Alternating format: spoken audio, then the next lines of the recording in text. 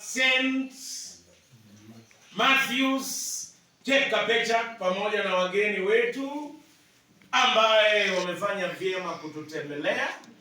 Mniruhusu ni wasalimu nyote katika jina la Bwana wetu Yesu Kristo. Sala Yesu. Bwana asifiwe. Amen. Iko tu maneno machache nataka kukuuliza. Iko mtu dunia hii ana alama scar. Iko mtu ana alama? Iko mtu mwenye anakosa alama? Alama ingine ni ya kuumia. Alama ingine iko kwa mkule kwa roho.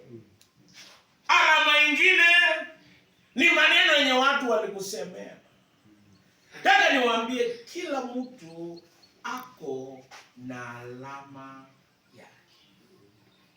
Ukitembea tuko na alama. Leo somo letu la kwanza nataka niseme tuko uchache.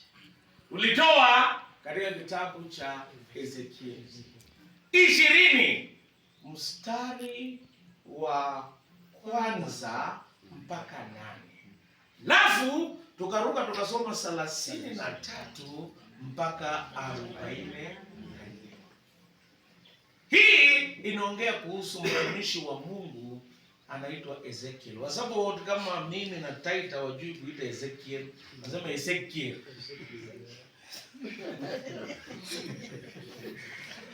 Hii kitabu cha Ezekieli kiliandikwa na nabii anaitwa Ezekiel.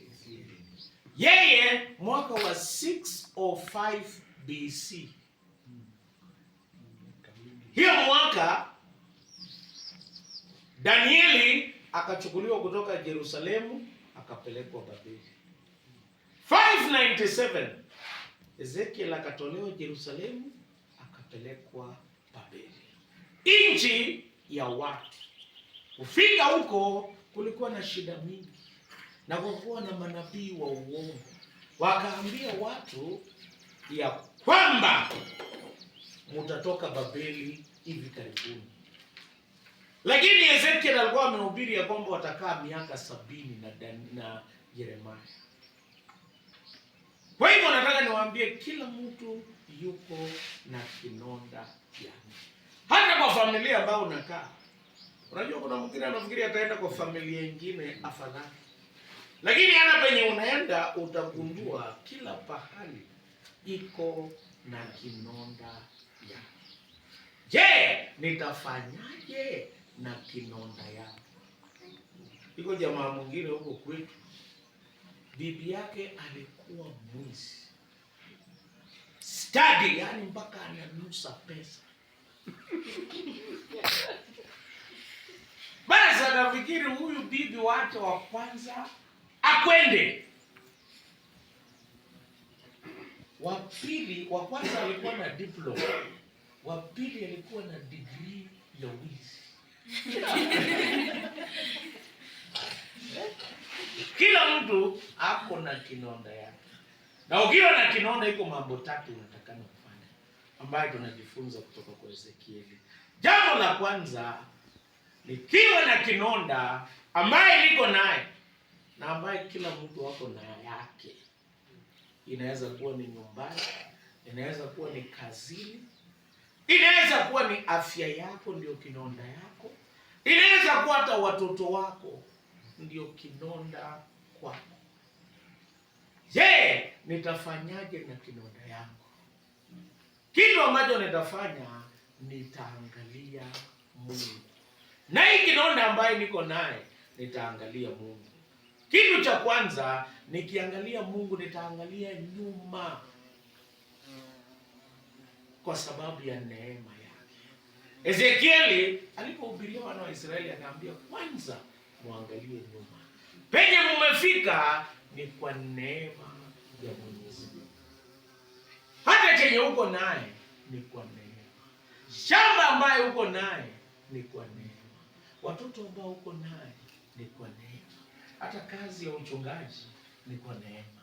Siku moja nilikuwa nikitembea Kitale, nikakutana na mtu ambaye tulisoma naye zamani. Akaniambia, Jesus, leo niko na pesa, usijali, ukitaka tutakunywa chana, ukitaka tutakunywa ya baa, mimi niko sawa. Pesa niko nayo kwa sababu nimeiba mahindi ya baba. Unajua hata mimi jambo.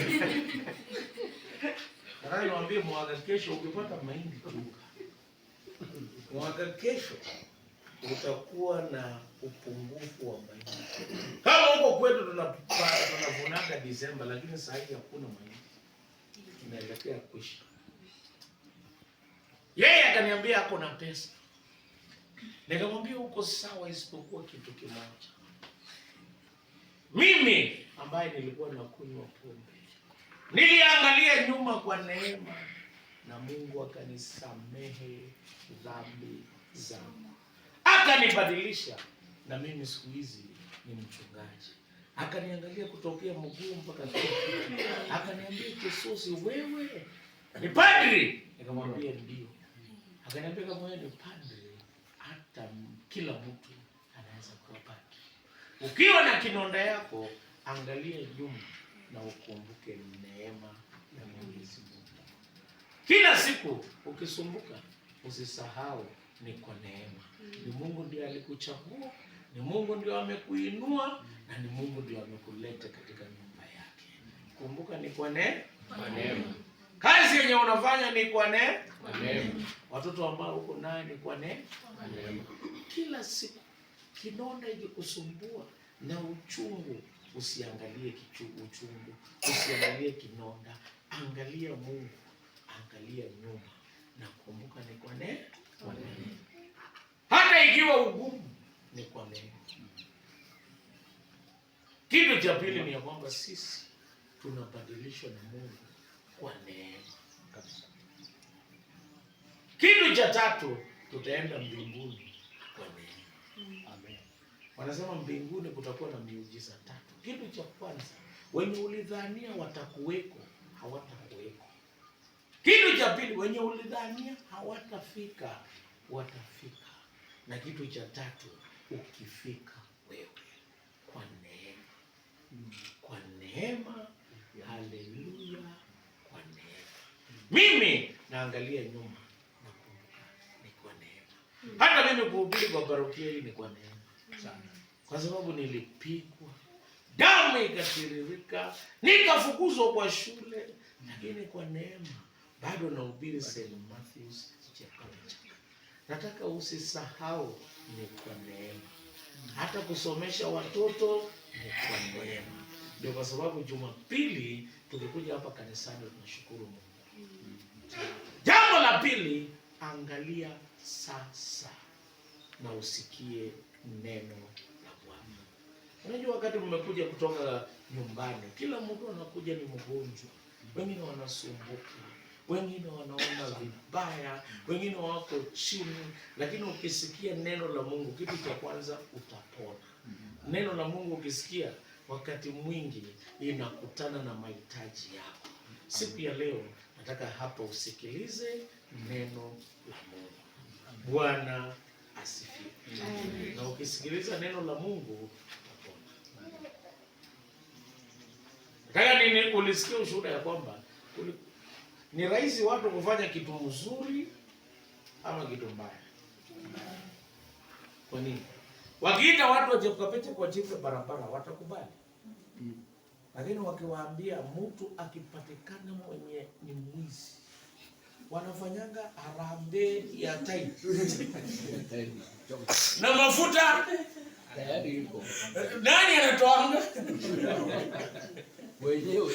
Lakini ukiambia huyu ni mgonjwa tubebe tupeleke hospitali, nani anataka? Lakini kuchoma ni rahisi. Ni kweli.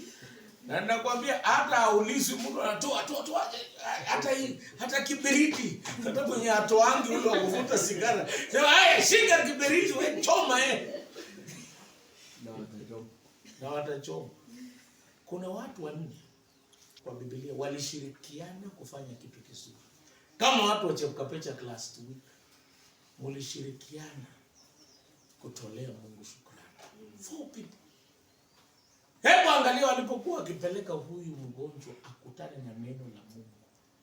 Alipokuwa barabarani, hebu angalia watu waliwachekelea, wakasema huyu mzee mwenye anakuwa mgonjwa miaka 20 ndio mnabeba, huyu mnasumbuana naye nini? Kangume. Lakini hao walijua huyu mzee ndio amekuwa kinonda kwao. Ndio amewasumbua. Hata hii shida yake imewasumbua. Wakasema huyu mtu lazima akutane na Yesu. Unajua kuko na watu kwa kijiji inataka tuwafanyie harambee wakutane na Yesu. Yaani tuwaombe na kuwapeleka mpaka wakutane na Yesu ndio wapate kupona. Hata watu waliwatukana hawakujali. Hao wakasonga mbele. Wakaendelea kusonga mbele. Walipofika kwa nyumba wakapata watu wamejaa mpaka wamefunika mlango.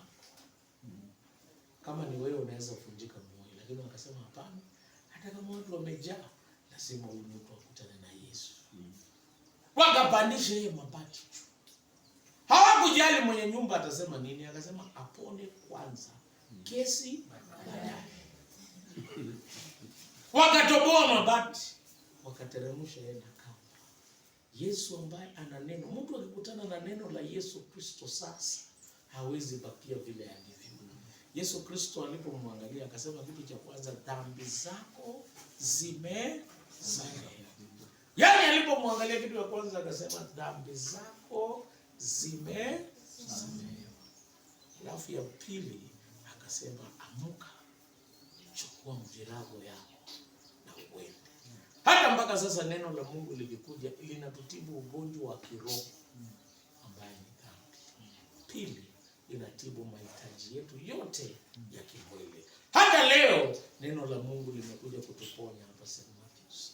Sasa zingine kwa roho ulikuwa umesumbuka, umekosa amani, mwili imekuwa mdhaifu, ni neno la Mungu litatuponya. Jambo la mwisho nataka nimalizie hapa niketi chini ni ya kwamba wakati kinonda yangu inanisumbua, nitaangalia siku za usoni. Na nikiangalia siku za usoni, nikiangalia siku za mbele, mimi nina matumaini ya kwamba Mungu atabadilisha watu. Taifa la Israeli, Mungu aliwaambia kwa neema niliwaita kutoka Misri, ingawa mkakuwa na utumwa. Kwa sasa msikie neno la Mungu. Siku za usoni nina matumaini ya kwamba ingawa mtapitia kwa jangwa, lakini nitawaokoa. Nataka kusema kuna matumaini. Hata mambo yakiwa magumu, kwa Mungu tuna matumaini. Mambo hayatabakia hivi milele. Ambia jirani yako, mambo hayatabakia hivi milele. Mambo hayatabakia. Ninajua itabadilika katika jina la Yesu Kristo. Kulikuwa na mama mmoja kwa kanisa. Ingawa alikuwa akitoa sadaka na fungu la 10. Lakini huyu mama alikuwa akiishi kwa landi, nyumba, room 2 na watoto wake. Watu wakachekelea huyu mama. Wakaambia angalia anaenda kanisa, si hata afadhali mwenye hatoingi kwa kazi ya Mungu. Huyu mama sasa watoto wamekuwa wakubwa. Na yeye wasichana wake wataolewa, kwa hiyo jamii yao kupeleka mahari ndio kitu ya maana. Atapokea mahari ya wasichana yake kwa landi. Watu wakamchekelea. Wengine wanasema huyu atabakia hivi milele. Lakini nataka kusema ya kwamba angalia siku za usoni. Mungu atatupa matumaini na atabadilisha. Kuna wengine walikuwa na nyumba ya nyasi wakachekelewa. Lakini Mungu anabadilisha mambo katika jina la Yesu Kristo. So huyu mama mtoto wake akaajiriwa, akapata kazi zamani. Na alipopata kazi akapotea miezi 6. Hata watu wakaanza kusema sisi tulijua. Hata watoto wake sasa kwisha huyu. Sasa alikuwa amekwisha, sasa amekwisha kabisa. Huyu mama wa kanisa kumbe hakuna faida hii maneno. Hata ukipitia kwa ugumu, siku moja Mungu atabadilisha maneno yako katika jina la Yesu Kristo. Kumbe huyo mtoto miezi 6 alikuwa anakula tu mkate na maji, akiweka pesa. Na yeye akasema, mama yangu sitaki akae tena kwa landi na baba, sitaki.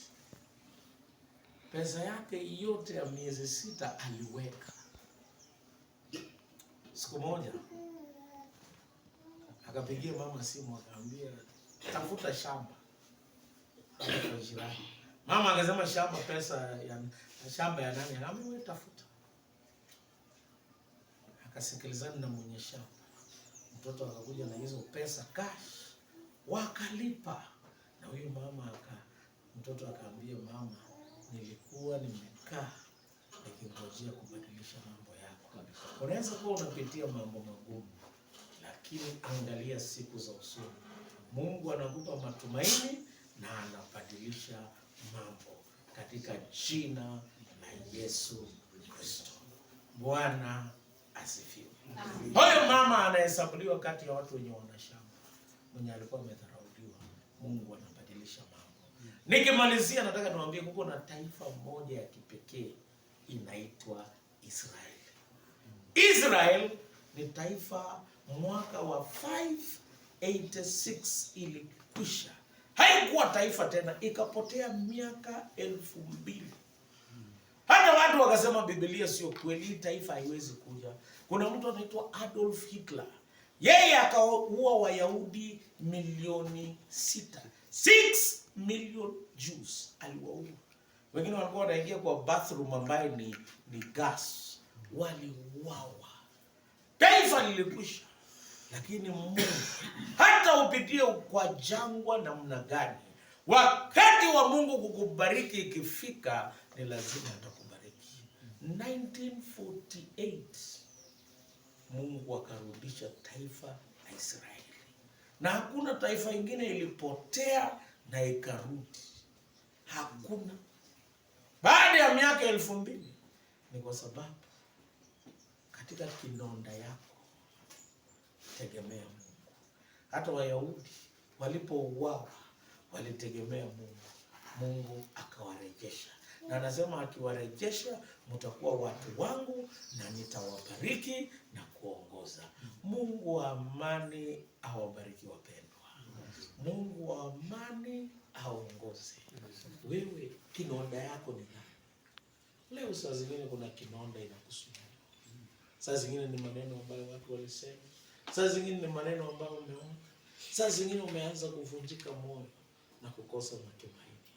Nataka nikwambie, angalia Mungu. Na ukiangalia Mungu, kitu cha kwanza, usisahau kuangalia Mungu nyuma kwa neema ya Mwenyezi Mungu.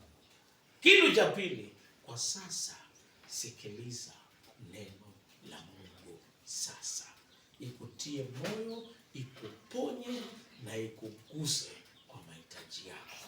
Siku za usoni, angalia siku za usoni na uone kuna matumaini na Mungu atakurejesha. Mungu wa amani awabariki. Mungu wa amani awe pamoja nasi.